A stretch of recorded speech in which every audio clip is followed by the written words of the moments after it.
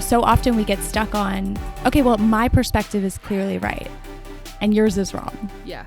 Right? And so this is hard, right? So like one of the ways we de-escalate this is finding some truth in what the other person is saying, right? If you can find some bit of truth of how they were hurt, of how they were neglected in some ways, you can also be able to, because a lot of this is all about like decreasing that reactivity so you can meet people where they're at for actually productive communication. And so often, this is one of our favorite lines. We say, do you want to be right or do you want to be close? And my answer in my head when I'm arguing is, I want to be fucking right. In that moment. But like after that moment, what's the answer? The answer is I want to be close. I don't want to be fighting. No, of course. Who does?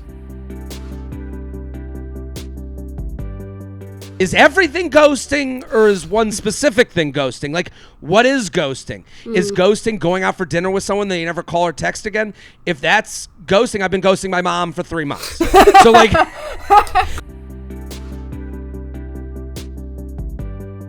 Here's another really good passive aggressive thing I do, and he calls me out on it all the time.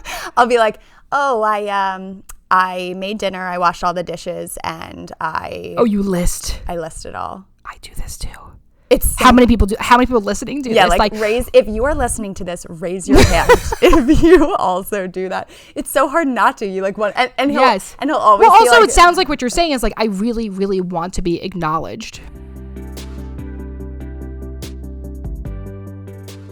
As someone who identifies as a girl and identifies as a woman, the messages are just pervasive that as a woman, our job is to take care of those around us.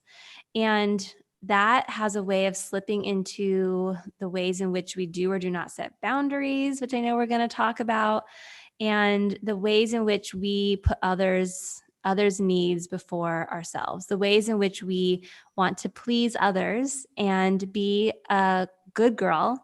And that is a really heavy burden to carry. Well, the first casualty when women stop telling the truth to men is sex. It's passion. That's the first casualty. Resentment and passion don't go together. And resentment and generosity don't go together, in particular sexual generosity. Mm-hmm. And so the first place that shows up is the bedroom, but it's not the only place. And so this is what kind of fucks us up, is that we start to remember all of these times that fit with this story, and it helps further build the story and reinforce the story in ourselves. And so throughout time, we're remembering and reinforcing that for ourselves. And as we get older and we start to do our therapeutic work, you're like, what are you talking about? No, like, I am this because here is all the evidence to prove that this is true.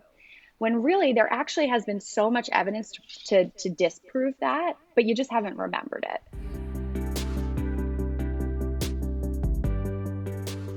I mean, at least I was taught growing up in a lot of ways that I can't get certain piercings, I can't get tattoos, I can't dye my hair because no one's going to hire me. Mm-hmm, mm-hmm. Good thing I became my own boss. And you have none of those things. And I also have none of those things. But I think about it all the time. Trying to keep the peace. Yes. Right? That's what it feels like. Yeah. I think that's what's going on. Right. Really. And I think the number one thing we always talk about a lot is it's really easy, it's like no problem having conflict in your marriage, but then you avoid conflict in your family of origin for some of us, right? So like, I think Terry Real talked about it a whole bunch on one of the episodes of like, you're fine fighting with your wife, but you won't say one little thing to your mother. And I think that can feel like that peacekeeping can feel so hurtful and also make you feel very small. Oh, yeah.